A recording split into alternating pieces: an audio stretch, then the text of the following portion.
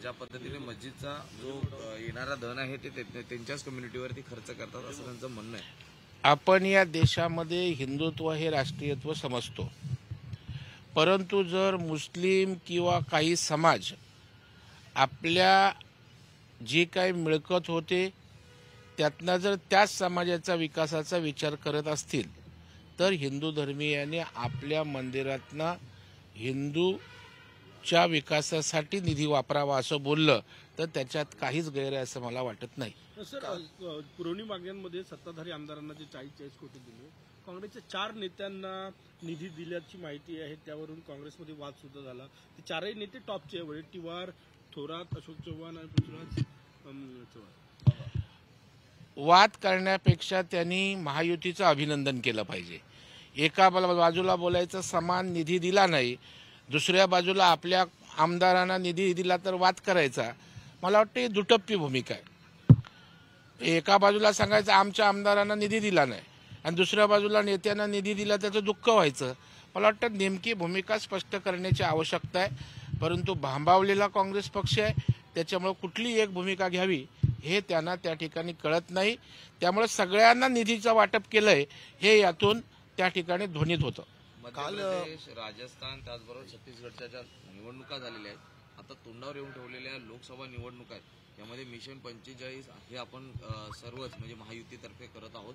अशा वेळी अनेक जागांवरती महत्वाचा मोठा नेता उमेदवार देणार असल्याचं देखील कळतं आहे. राज्यातल्या मंत्र्यांना लोकसभा लढवायला सांगण्यात आलं अशी चर्चा चालू आहे. मला वाटतं मिशन 45 नाही, आमच्या गिरीश भाऊंनी त्या ठिकाणी जाहीर केलं की मिशन 48 आहे.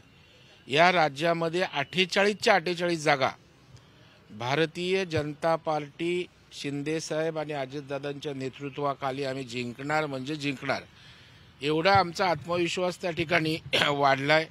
संघटन आमचं त्या ठिकाणी मजबूत आहे.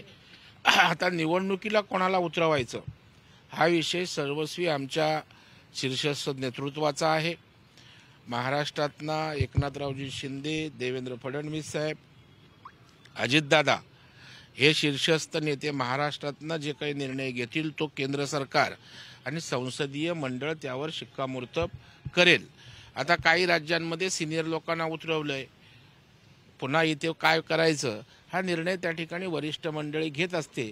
परंतु सिनियर उतरवा, ज्युनियर उतरवा, भारतीय जनता पार्टी हा कॅडर बेस पक्ष आहे आणि त्याच्यामुळे संघटनात्मक ताकद, मोदी साहेबांचा विचार, हिंदुत्व आणि विकासाची त्यांची देशव्यापी भूमिका यामुळं लोक मोदींकडे बघून मतदान करणार आहेत आणि त्याच्यामुळे सिनियर ज्युनियर जो उमेदवार पक्ष देईल तो त्या ठिकाणी निवडून येईल. काल बार्टी सारथी महायुतीच्या पार्श्वभूमीवरती ब्राह्मण समाजासाठी सरकारने एक महत्वाची महामंडळाची घोषणा केलेली आहे, ती म्हणजे परशुराम विकास महामंडळाची. कसं पाहता ब्राह्मण समाजाला एक मोठा दिलासा यामुळे मिळणार आहे? मी सर्वप्रथम अभिनंदन करतो, कारण हा समाज उच्चवर्णीय म्हणून त्या ठिकाणी गणला जायचा. परंतु आपण बघाल की या समाजात आजही अत्यंत दयनीय, गरीब अवस्था, काबाड कष्ट करणारा एक वर्ग आहे. मग शेवटी आर्थिकदृष्ट्या जो मागासलेला आहे, गरीब आहे, तो कुठल्याही समाजाचा असो, त्याला दिलासा देणे हे सरकारचं कर्तव्य आहे. ब्राह्मण समाजाची अनेक वर्षाची मागणी होती, मला वाटतं ती पूर्ण झाले. मी सरकारचा आभार व्यक्त करतो आणि अभिनंदन करतो.